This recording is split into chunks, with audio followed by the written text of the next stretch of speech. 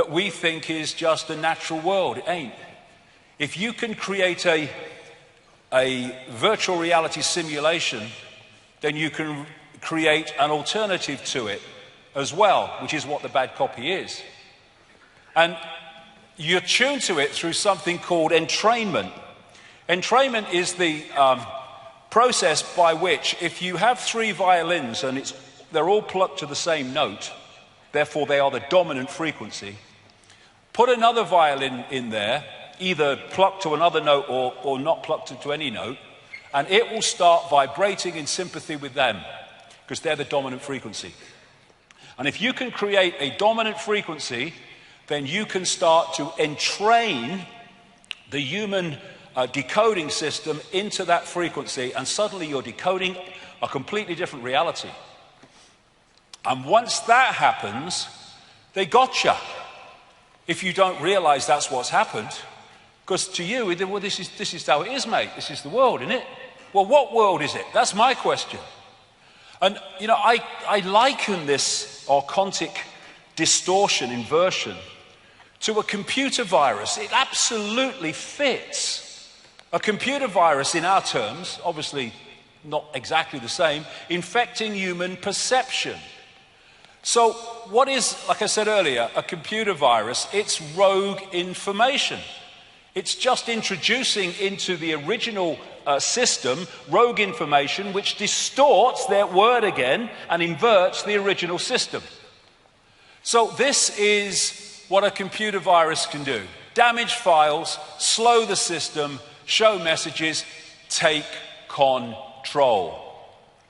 And how a computer virus works: a virus is a small piece of software that piggybacks on real programs. The archons do not have creative imagination. They cannot create. They can only distort what already exists.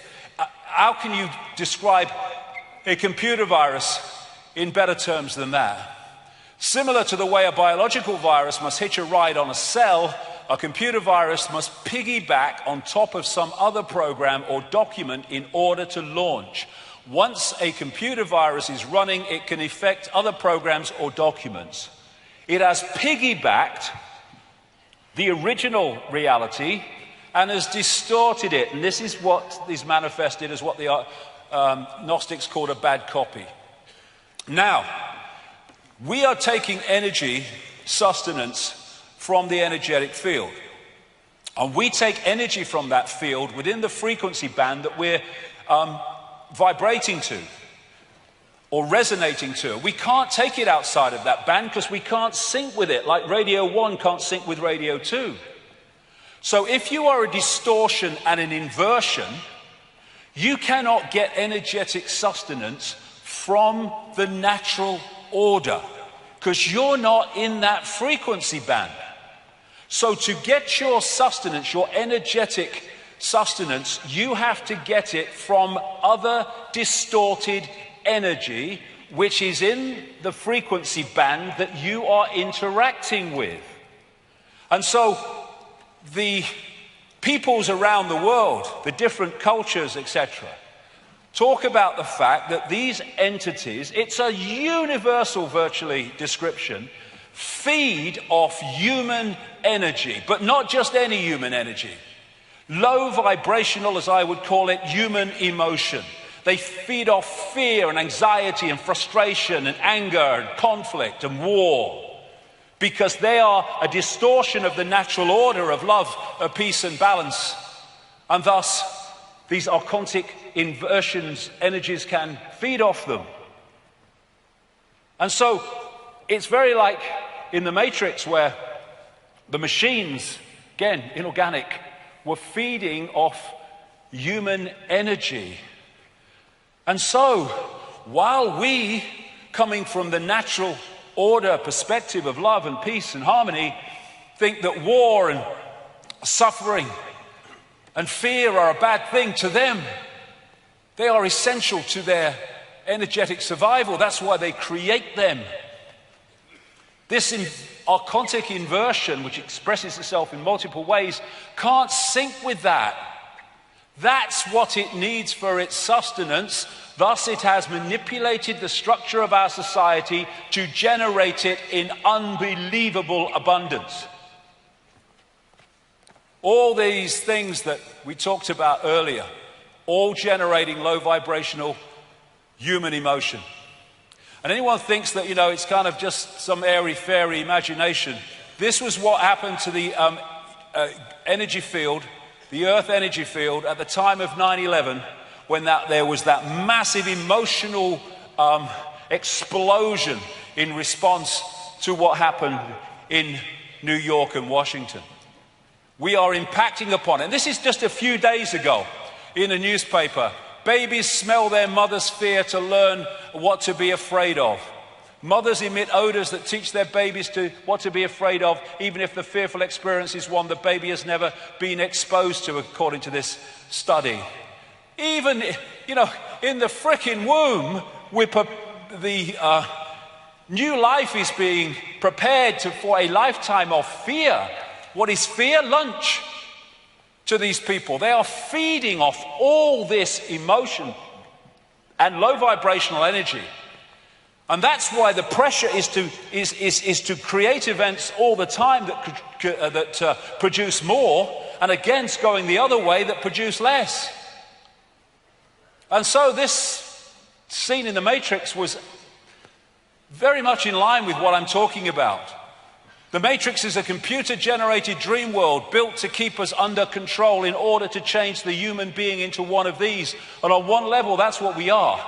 Generators of distorted emotional energy. And, you talk to alternative healers and people on the true cutting edge of healing, and they'll tell you that virtually every illness is based in emotion.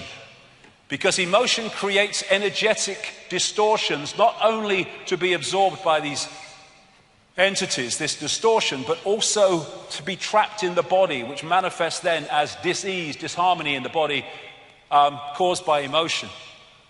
So Carl Sagan's bamboozle is really the inversion of the natural order, which is why this world is turned on its head. Wherever you look, it's an inversion of what not just we would like it to be, but an inversion of the original reality that it replaced. And this is one reason why you get Satanists and stuff like that using inverted symbols for their symbolic language. Everything is inverted for the reasons I'm talking about.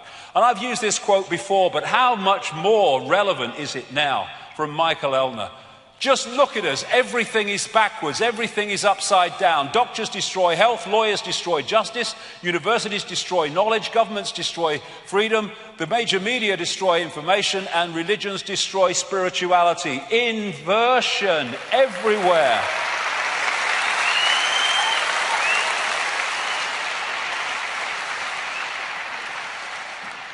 And these expressions of this archontic force are genetic liars, because lying is an inversion of truth. And this archontic energetic inversion, distortion, is not in this reality in form, although it can be, as I'll come to, but it exists in a reality very close to this one. And the idea is to distort our reality more and more, so it starts to blend and combine and come together with theirs. They are seeking to turn this reality into an extension of their reality through distortion and inversion. Now, this is even Alexander. He said that when he had his massive near-death experience, the first place he went to was very unpleasant. And to me, what he described was very much like this archontic realm that I'm talking about. He said he heard the sound of rhythmic pounding that was distant yet strong, a little like a heartbeat, but darker and more mechanical, that keeps coming up. Cyborg. Like the sound of metal against metal, as if a giant subterranean blacksmith is pounding an anvil somewhere off in the far distance. Pounding so hard that the sound vibrates through the earth or the mud or wherever it is that you are. Reptilian worm-like creatures crowded past him. he said, and sometimes rubbing against him with their smooth and spiky skins. Faces bubbled up out of the darkness and became ugly and threatening. The pounding intensified and became like the work beat for some army of troll-like underground workers. He became aware of a smell, a little like faces, a little like blood, a little like vomit, a biological smell, in other words, but of biological death, not biological life. And whatever, that fit. Now, we're going to bring this down to today, what's bloody happening now. So we sort out the wheat from the chaff and all this massive things that happens in the news every day. And when you see it connected, you can see what's going on. We've had the Icke hijack. I've talked about that and how they feed off human energy, how they've locked us in this frequency field, frequency range, and how all these different aspects of society actually have the same master. And if you are deep enough in this web, then you can start to access what the projected future of this conspiracy is, and you can start to write novels that appear to be from imagination, but actually they're from knowledge of where the projected future is going. And when people like me have written books years and years ago, which about things that are now unfolding, it's really simple. If you can access the projected agenda and nothing comes to intervene in that projected agenda, then the projected agenda is going to happen, and therefore you predicted the future. But the idea is not to predict the future, it's to alert people so we head that future off. And that's what today's about, and that's what this section's about, because I'm relating it very much to today. That changed itself just by doing my shirt. That's a miracle. Of course, George Orwell and Aldous Huxley, 1984 and Brave New World, they knew each other. Huxley taught Orwell, real name Eric Blair, French at the elite Eton College, and they were friends, and they had access to this projected agenda. And I've been saying for a long time that Brave New World and 1984 were not from the imagination, not entirely anyway, they were from knowledge of the future. And that's why they've been so prophetic, so amazingly bloody accurate in terms of how things have unfolded. Now, one of the connections they had was into a secret society called the Fabian Society, which is behind things like the creation of the British Labour Party, also very active in Australia, and was behind the London School of Economics and all that. And the Fabian Society has a logo, a wolf in sheep's clothing, which actually gives it all away, really. It doesn't mean if you're in this Fabian Society you're into the conspiracy, but the inner core knows what's bloody going on. And if you can get into that inner core, you can predict the future, and that's what those two did. Now, it wasn't just a story, 1984, it was knowledge of the future, and that future is now, and that's why so much is coming that he talked about. Now, I'm not going to go through all this, but I will pick ones out as I go through the various subjects. This is another example of this prior knowledge of this projected agenda. This is a guy called Dr. Richard Day. In 1969, he was a Rockefeller insider. He was involved, an executive of Planned Parenthood, which started out as a eugenics operation. I'll mention that as we go through, which again is connected in ways to the Fabian Society. And he stood up in 1969 to a conference of pediatricians in Pittsburgh, Pennsylvania. He asked them to put down their recording equipment and not take notes, because he was going to tell them how the world was going to change. Why this guy did this night, no one seems to know, but he did. And one of the doctors did take notes and did some interviews later, saying what this guy had said in 1969. What he said is the world that is unfolding and we're living in now. And he said it in 1969, which wasn't a kind of million years ahead of 1948 when 1984 came out. But I'll mention some of that as we pick what he said, as I pick out different subjects as I go through. Now, what they are doing is manipulating us to either build or accept the building of our own prison and masquerade it as freedom or protecting us from terrorism and all that shite. And it's systematic. This is a guy called Edward Bernays, and he is known as the father of what we would call today spin, social engineering, manipulating perceptions. And he said, we are governed, our minds are molded, our tastes formed, our ideas suggested largely by men we have never heard of.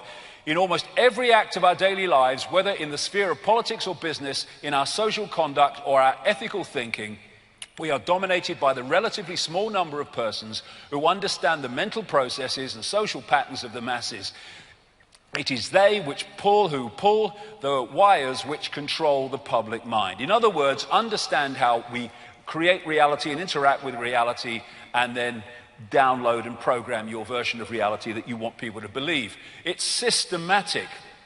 And here is a wonderful example of it, Archon education. If only it was. Control perception and you control reality, and you can get them as young as you can and implant their reality from the earliest possible age. Here we are, buses waiting to take inmates to the programming centres, because that is basically what they are. And teachers overwhelmingly have no idea that that's what they are. They're pawns in a game as well. They are passing on the curriculum and teaching in ways that they are told to teach, which is programming a perception of reality by emphasizing that and ignoring or suppressing alternatives to it. Einstein said brilliantly, everybody is a genius, but if you judge a fish by its ability to climb a tree, it will live its whole life believing it is stupid. What schools, what education should be in a natural order world is not how do we get children to be what we want them to be, but how do we get the best and the potential out of every child in their unique sense and unique self. That's what education should be.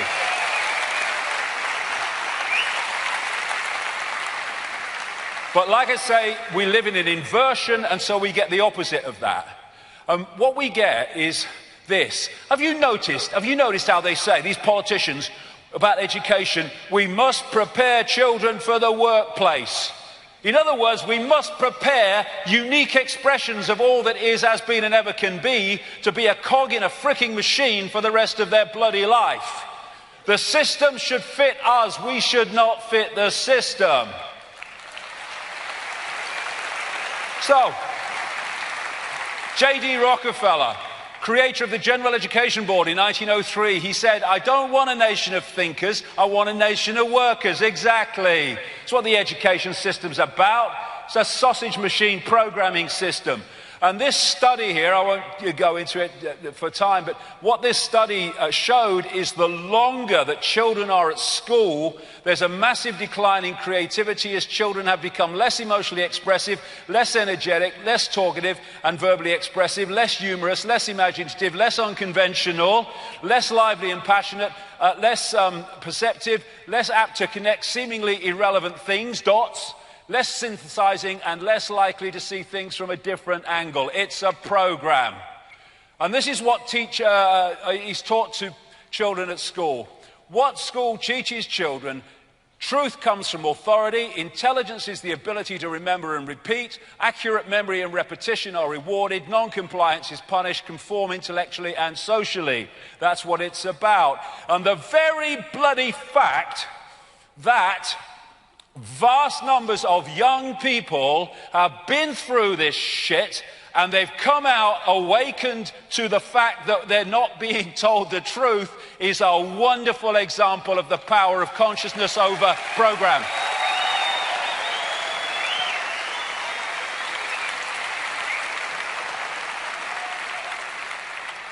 School's out. Oh, the 6-week holiday. I'm out of prison. They're prisons. They're prisons. You have a few kind of years of out of prison when you're a little kid, and then you're in prison. Some bloody authority figures telling you when you can go for a pee. You see that thing the other day in America? They're saying that children can't go to the toilet during lesson time unless they have a doctor's note. These people are mad. And talking of mad, 2-year-olds should start school, shed Ofsted chief. What it should say is 2-year-olds should start school, says 2-year-old Ofsted chief. Bloody idiot. But what did Richard Day say to that doctors' convention in 1969? Schools will become the hub of the community. In other words, they will take more and more and more power from parents, which is exactly what's happening. Another thing he said, children will spend longer at school but learn less. That's the idea. State schools should offer 12-hour days to boost performance of poor students, says Department for Education. Preparing kids for the brave new world. And what they do is they lock people into the left side of the brain and they take them out of their individuality, their creativity, so they become cogs in the machine. For me, no child should go near school until the age of 6 or 7, and then school very, very different. They should play and they should let their imagination flow so their right brain is wide bloody open.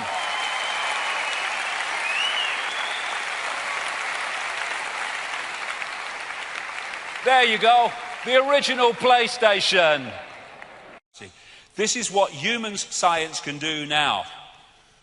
Biology is fundamentally discrete, based on sets of nucleic and amino acids combined into genes and proteins. And computers are fundamentally discrete, based on bits of data processed by logic gates. The latter have long been used to study the former, but a range of emerging technologies are now making it possible to directly convert between these representations. Just as analog digital and digital analog converters provide the interface between computers and the physical world of sensors and actuators, biology digital and digital biology converters are allowing computers to create and control biological worlds. They're starting to be able to create biological virtual realities now, or they're on the road to it. What if there's a much greater force? I think there might be, you know. I don't think we're at the cutting edge of knowledge in all that exists, ever has been, personally. What you could be doing in terms of creating a reality. And this is a study at the University of Bonn into whether we live in a simulation. And this is a report. They say that they may have evidence that the universe is a computer simulation. They pointed out in a paper called Constraints on the Universe as a Numerical Simulation that simply being a simulation would create its own laws of physics that would limit possibility. I said in books years ago, the laws of physics that we think are laws of physics here are not universal. They're the laws of physics in the way this reality works. That's all. They're not universal. What are the laws of physics? Click, click, enter. Whatever you bloody make them. Scientists talk about a phenomenon known as the GZK cutoff, which is an apparent boundary for cosmic ray particles caused by the interaction with cosmic background radiation. The University of Bonn paper says that this pattern of constraint mirrors what you would find with a computer simulation. They say that like a prisoner in a pitch-black cell, we would not be able to see the walls of our prison. And this is right on the other side of the world. James Gates, an American theological physicist, professor of physics at the University of Maryland and director of the Center of String and Particle Theory. This was reported in Physics World. There may be evidence to show that our reality is a simulation akin to the movie The Matrix. Yes! Gates and his team of researchers discovered equations in the fabric of the universe that contain embedded computer codes of digital data.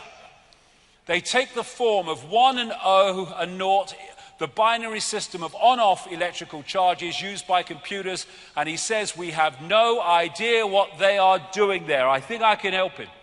Computers and other electrical technology are embedded with mathematical sequences known as error-correcting codes or block codes, which return data to its original state if something changes or interferes with it during transmission.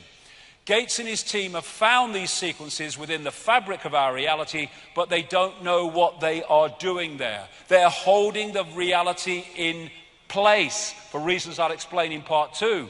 And what I would say, the biggest blocking code of this reality, this fake reality, as I'll explain after lunch, the speed of light. The speed of light is not the fastest speed, it's pedestrian. How can you have a fastest speed within all possibility? It is the walls of the reality, the fake reality that we've been manipulated to decode, believing it to be real. And they've been talking for centuries and centuries about the fact that this is some kind of enclosed world. And it is.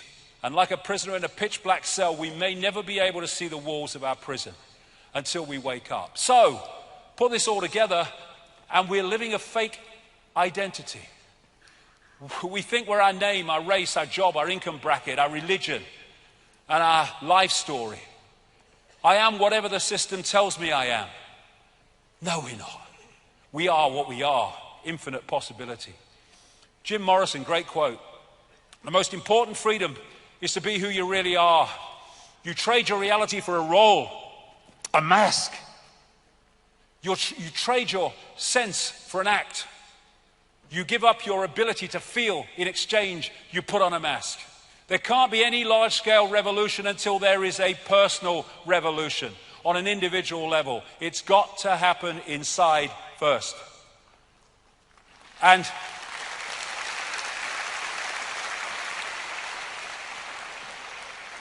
so we need to stop living the lie and start living the truth of who we really are. We are infinite awareness. We are not humans. That is our experience. We are infinite awareness having that experience. Infinite possibility. And this is a wonderful quote I've used a few times, but it's so brilliant from a near-death experiencer. What they experience outside of the body. Everything from the beginning, from my birth, my ancestors, my children, my wife, everything comes together simultaneously. I saw everything about me and about everyone who was around me. I saw everything they were thinking now, what they thought then, what was happening before, what was happening now. There is no time, there is no sequence of events, no such thing as limitation of distance, of period, of place. I could be anywhere I wanted to be simultaneously. That's who we are, and that's what the system is seeking to keep from us, to hold us in this one narrow band of point of attention. And bollocks begets bollocks. That's why the whole of our society is flawed and distorted and inverted, because it's coming from a totally fake position of the reality that we are. Yippee, we know all about the known. No, you know what you've been told. And if you tell the system back what you've been told, you pass exams and you progress within the system. Congratulations. Wisdom is knowing how little we know. And that doesn't mean you believe everything, of course not, but it means your mind is constantly open to all possibility. We are in an intellect prison. We worship the intellect. This is the isolated intellect without consciousness. Village bloody idiot. That's the intellect. It looks at dots and it focuses on dots, but it can't connect them to see the picture. And so, this is why infinite awareness, all that has been, ever can be, has been reduced to this. And the world that we live in has been reduced to that through delusion. The delusion of illusion. And why we ridicule and we kill and despise those that can see beyond the program. You are the universe, but society teaches limitation. Why? Who's behind the bamboozle? Who benefits from it?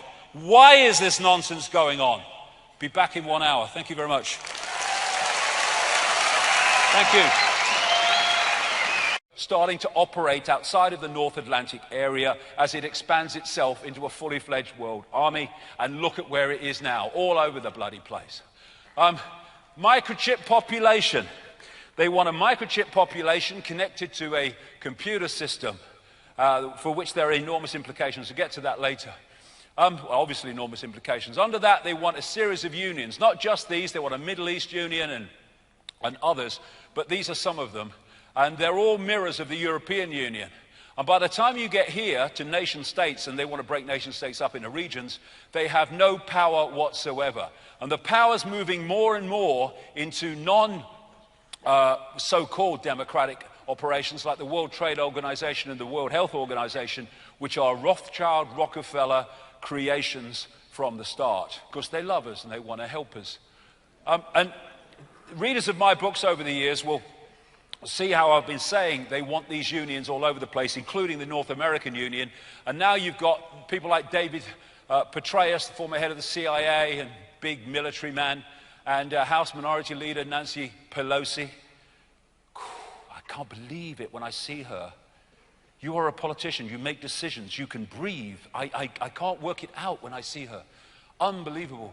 The fact that she's in high levels of politics shows how mad the world is. But what they're talking about now is introducing the North American Union. Exactly as people like me have been saying all these years. Not because we're genius, but if you know the agenda, you can predict the future for reasons I've said. And this is the virus spreading, this centralization of power. So then we come to the Archon Web, because somehow they have to globally construct and organize this. And all these different elements of global society end up with the same controlling force. And the way they've structured it is like a transnational corporation. You have a transnational corporation, whatever it is, and they'll have a headquarters somewhere. And then they'll have companies and subsidiaries all over the world, and the subsidiaries will answer to the headquarters. So you'll go into the same corporate bloody restaurants wherever you are in the world, because it's dictated centrally. And this is a global corporation made up of secret societies and satanic societies, etc. You have the headquarters is actually in Europe, and then in each country they'll have a network that it's holographic, because every part of the network is a mirror of the central way, the way the central part works. So here you'll have a network, say in the United States, of families and operations and secret societies whose job it is to introduce in the United States what's dictated from there. In Britain, you'll have the same. In France, you'll have the same. In Australia, you'll have the same. And therefore, this is dictating through this structure the same agenda, which is why the same things keep unfolding all over the world about the same time. This is an important group of organizations within that structure, which was created out of a secret society called the Round Table, which was set up in Britain in the latter part of the 19th century. The first head was Cecil Rhodes, a massive Rothschild frontman, plundered South Africa for them with the gold mines and the diamonds. And then this Round Table created offshoot organizations which answer to that. Council on Foreign Relations, massively involved in American foreign policy to this day. The Bilderberg Group, a lot of people will know all about that. It was this organization that created the United Nations, especially the Council on Foreign Relations. The Trilateral Commission, that's another operation out of America. And this, the Club of Rome from the 1960s, was specifically set up to use the environment and threats to the environment as excuses to transform global society. That's where ultimately global warming comes from. So you've got these organizations that seem to be independent, but they're all answering to the same masters. So the idea is that you keep the population in ignorance of all of that, so they haven't got a clue how they're being manipulated. And you hoard the knowledge in the upper echelons of this structure. Archon politics. This system, this network that I've just described, spews out the bloody leaders that we're given to choose at elections. Do you want this mask on the same face or that mask on the same face? That's what politics or political choice has been reduced to.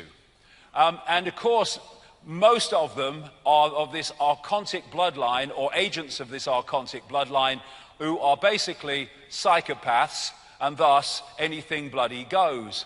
And so these people, like I said much earlier, are here today, gone tomorrow, frontmen for this hidden hand. I like that one. All these presidents of Republican or Democrat, they answer to the same bloody masters, and that's why nothing changes. The agenda goes on. The Bush and Obama example is classic. During the Bush years, the Bush administration was controlled by a group in the shadows, some not in the shadows, they were seen, called the neocons or neoconservatives. This was widely reported in the media. The Democratic Party is controlled by a group in the shadows and some not in the shadows, which I call the democons. I put Kissinger in the democons because he's advising Obama at the moment, but he's usually over there. This is the key. At the next level, the neocons and the democons answer to the same master. And therefore, whoever is here is answering to the same master. And that's why whoever is here, the same agenda unfolds. Change, change, change, change. Him on steroids. So, that's how it works. And it works like that in this country. It works like that in virtually every country. And so democracy and the voice of the people is an absolute illusion. Here's Obama Bush. There you are. There's the composite. Here's the world's first face transplant a success. There you go. That's how it works. You know, when people attack people for saying what's the point in voting, they're just showing they haven't got a clue. There's no point in voting because you're voting for the same force no matter what.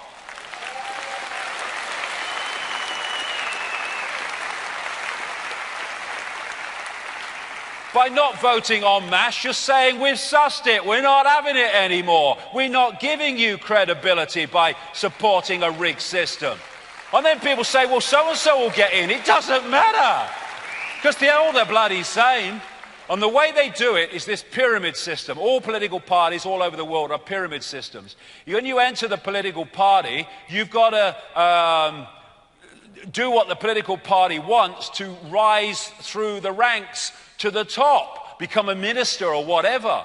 And if you go against the policy because you have a mind of your own, and you're not just a political bloody pawn or clone, then you don't get up there. So all the people that get to the top are the ones that have done what the system wants. And so the top of the pyramids are dictating to everyone within the pyramid. Anyone that's got a mind of their own, he's a rebel. He can't become a minister. He can't become a member of the shadow cabinet. And in this way, ultimately, although the vast overwhelming majority of these people have no idea this is the case, the same force is dictating through all of them. If not directly, then by controlling and manipulating the system they're operating in. That's a great line, isn't it? If voting made any difference, they wouldn't let us do it. Ain't that the truth?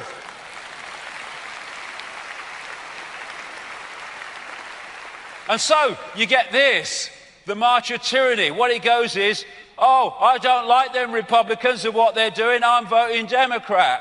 I don't like what their Democrats are doing, who can I vote for? Well, you've only got the I'll vote Republican. Oh, I'll vote Labour. I don't like them. I'll vote Conservative. Don't like them either. Who can I vote? I'll vote Labour. So it fricking goes on. It's an illusion. If anybody can give me any policies that take Clegg and Miliband and Cameron off the same bloody postage stamp, I'd like to bloody hear them. And then behind that, you've got the legal system, which is imposing the will of the political system.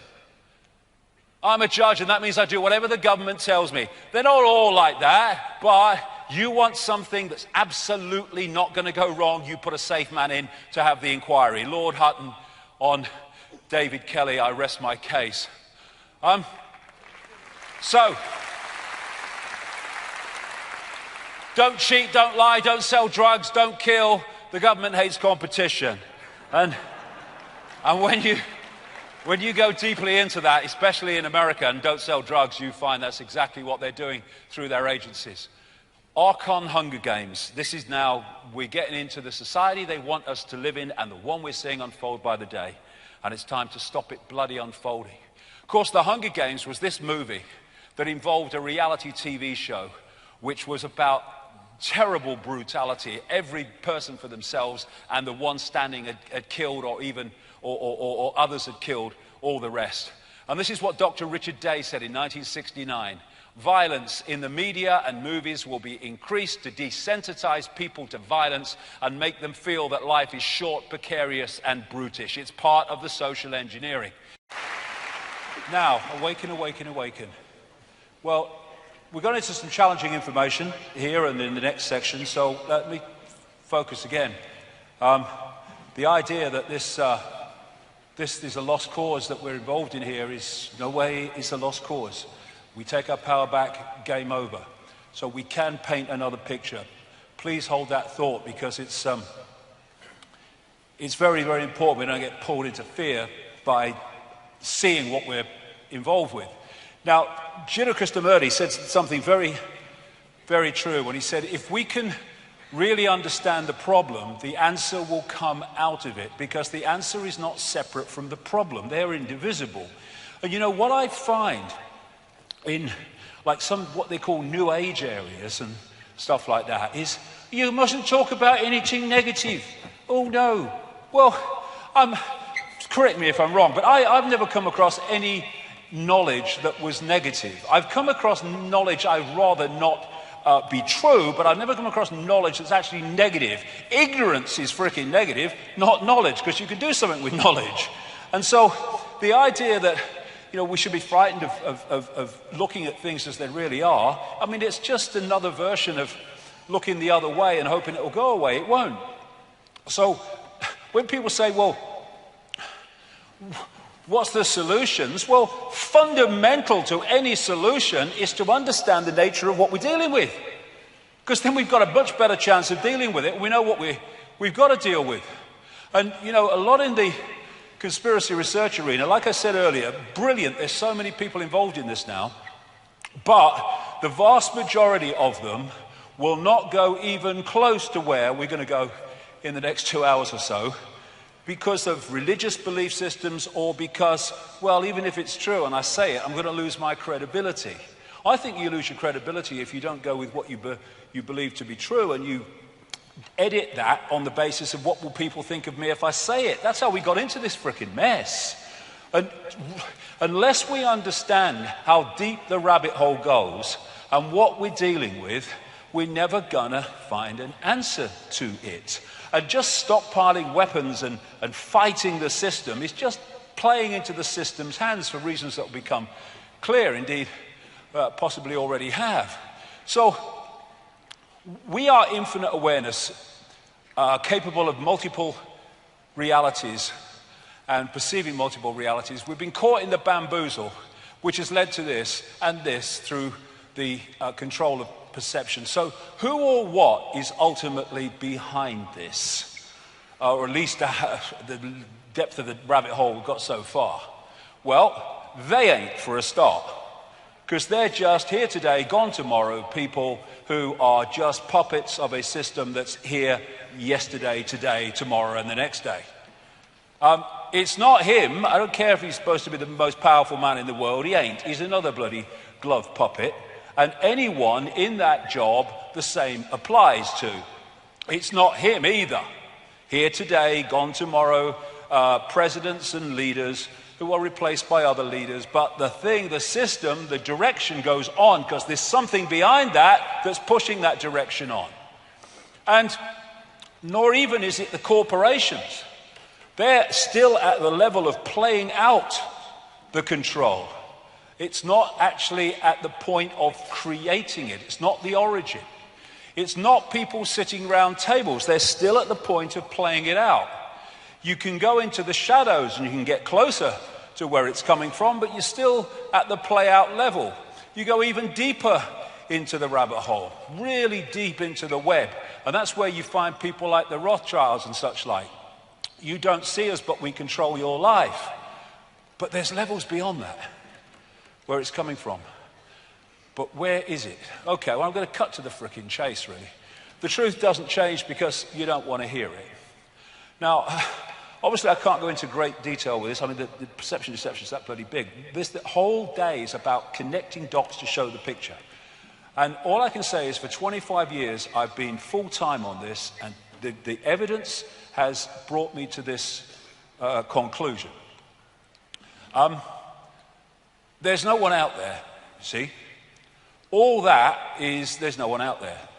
And when you think that what we're seeing is only what is within a narrow band of visible light, and then you think what possibilities lie beyond that in the great infinite forever, the idea that we are alone is absolutely beyond ludicrous.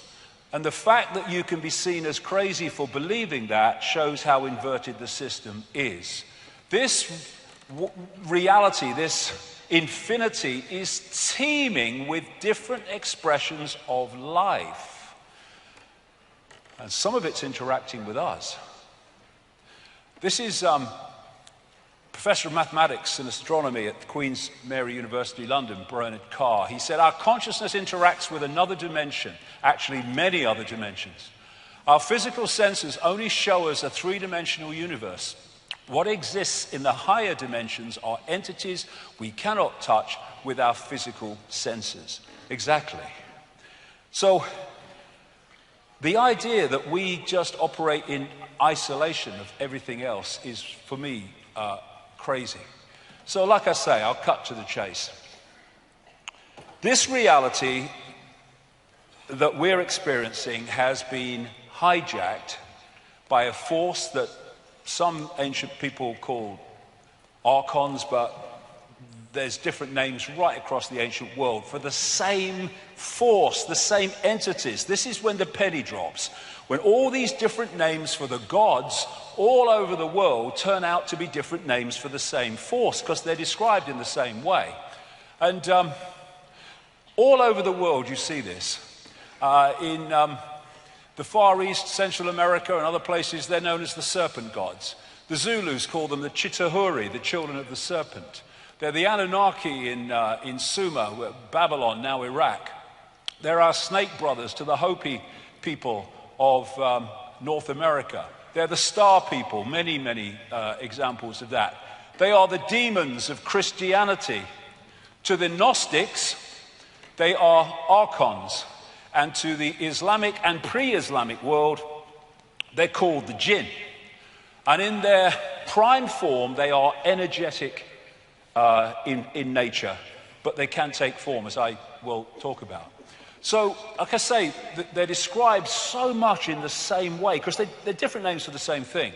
So, the Gnostic people, not the Christian Gnostics, the pre-Christian Gnostics, that ran the great library at Alexandria, and they also manifested as the Cathars in southern France. They say that the archons are made from luminous fire. The jinn, according to Islamic and pre-Islamic belief, are made from smokeless fire. And you see this correlation of description wherever you go. Now, this, for me, was one of the great finds ever in terms of understanding the nature of what is happening. At Nag Hammadi in Egypt, about 77 miles north of Luxor on the Nile, in 1945, a sealed jar was found with loads and loads of documents in it, leather-bound. And they told the beliefs and the perceptions of this people called the Gnostics.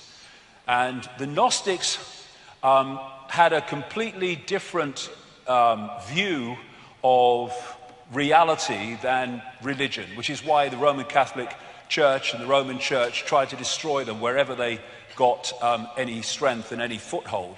They ran the great library at Alexandria, which had something like 500,000 scrolls detailing the beliefs of the ancient world and the history of the ancient world, destroyed by the Roman Church. And, like I say, the Cathars, who were destroyed again by the Roman Church in 1244, I think it was, at that place in France, Montségur, that fort on the hill where I've been a couple of times. The religious establishment wanted these people destroyed because they were dangerous, because they had the truths they didn't want the people to know about. And this is what these scrolls and this find at Nag Hammadi said.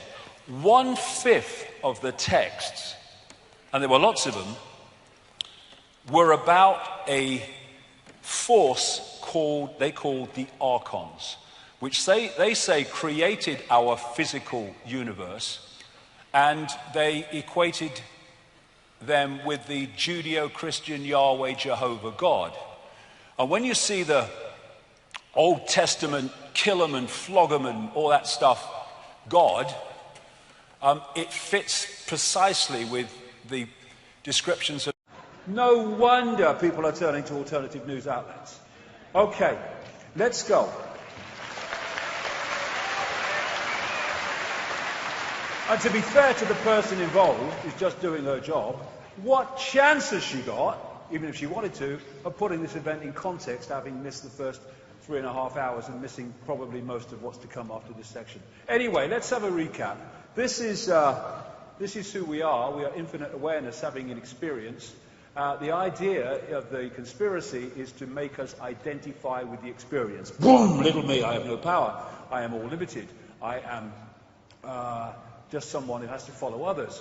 And to manipulate the way we decode reality to fit the ability of the few to control the many by keeping the many in a fraction of who they really are, by identifying with name, with job, with family and income bracket instead of the true nature of infinite self, and to hijack the way we decode reality through the five senses to impose a very different one, to give us the idea that we must follow, we have no power. Someone else must tell us what to think, what to do. And it's control of perception. Like I said earlier, if you control someone's perception, you control their actions, which come from perceptions. And that's the idea. And all these things, interestingly, in all those news organizations, what are they doing? They're telling people what to think. And the other thing is that when you, especially as we go through the section after this one, all the different expressions of this conspiracy, everything from banking scams to vaccines to fake human-caused global warming, stuff in additives in food, fake terrorist attacks so that you can change society by justifying change. The idea that all this is being orchestrated by men and women in dark suits or whatever, sitting round a table, it takes on the bounds of ludicrousness. Do these exist? Of course they do. But they are the outer rim of the rabbit hole.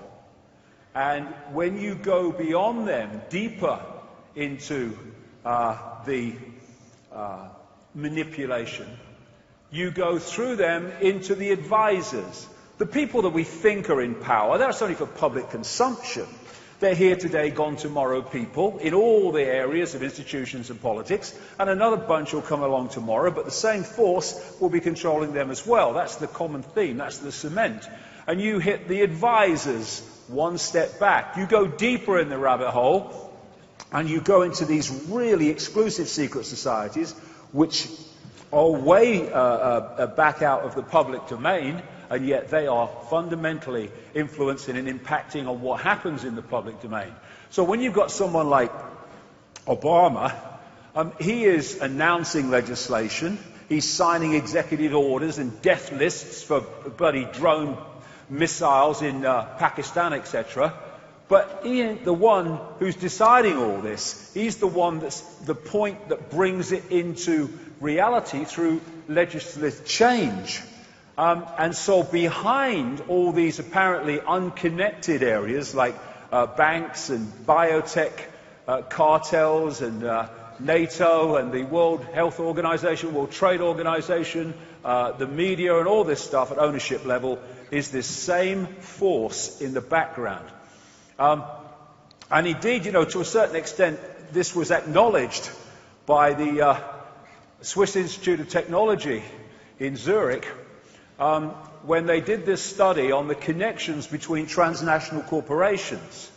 And they found that these ones that are really red, these very, very few, have so many connections to the others that in effect that's one unit, which is what I've been saying for bloody years, that behind the apparent independence of these corporations, they're actually controlled and connected into the same group. And, you know, you've got these green lines connecting these transnational corporations, but around this group, there's so many connections, it's just one blob of green. And when you take the next step and you realize that the same network of families are actually controlling all these apparently unconnected transnational corporations, suddenly you can see that it's possible to push the world through all these different aspects of society in a common direction. So we have this thing, we call it globalization. What is globalization? It is the centralization of power in every area of our lives. When there's a few and you want to control the many, you have to centralize decision making. The more diversity of decision making there is, the more power obviously is diverted away from the center. The more you centralize, the fewer have control of more and more and more. So this is why we've seen this process of so-called globalization, which is what? It is centralizing power into fewer and fewer hands, so fewer and fewer people are having a bigger say and impact on more and more people. This is the idea. It's the only way you can do it.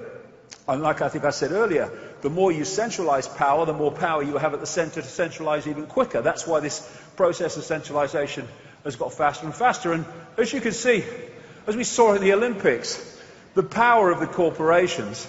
The British public put in like 9 billion into the Olympics, and the corporations together put in about $1 billion, and yet they got everything.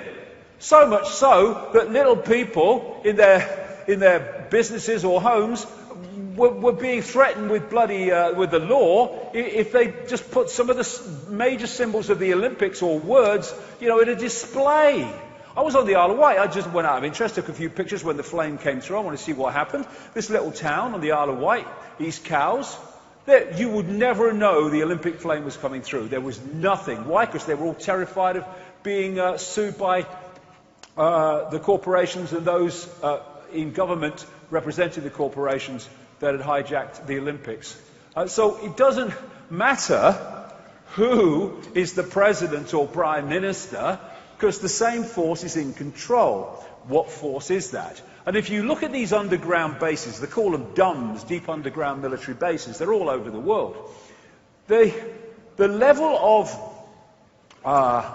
security clearance to go deep into these bases and know what's going on is way above anybody political leader. They haven't got a clue what's going on in here. So they get elected and they have he's the Prime Minister, he's got power, oh, someone else has come in. And while all that's going on, someone's running these bloody things. Without the people in political power, apparent power, having a clue about it. If we find who is running these things, then we're getting very close to who's actually running the direction of human society. So behind it all is a force. The question is, what is it? So this is where we enter the twilight zone. But it's a twilight zone, again, everything is a point of observation. A twilight zone to a mainstream journalist will be perfectly bloody logical to someone who's done 50 years or so, or 25 years, or how many years it is of research into something. This is an important point about perception. One of the greatest ways that humanity is controlled is by the suppression of the sense of the possible. Once you put a wall on the sense of the possible, gotcha! Because anything that comes in, say the lie, if the sense of the possible is not fluid but rigid, it will have no alternative to the lie. I'll give you an example.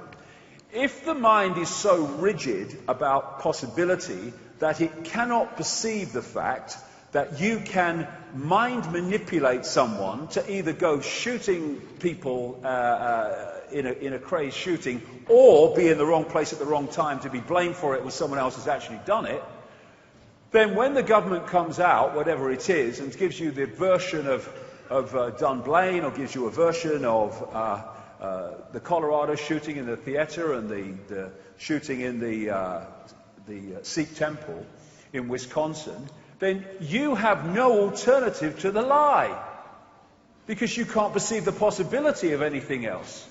But if you've got an open mind and an inquiring mind and a much wider sense of the possible, then you can look at the lie from another perspective and say, well, maybe this is what happened.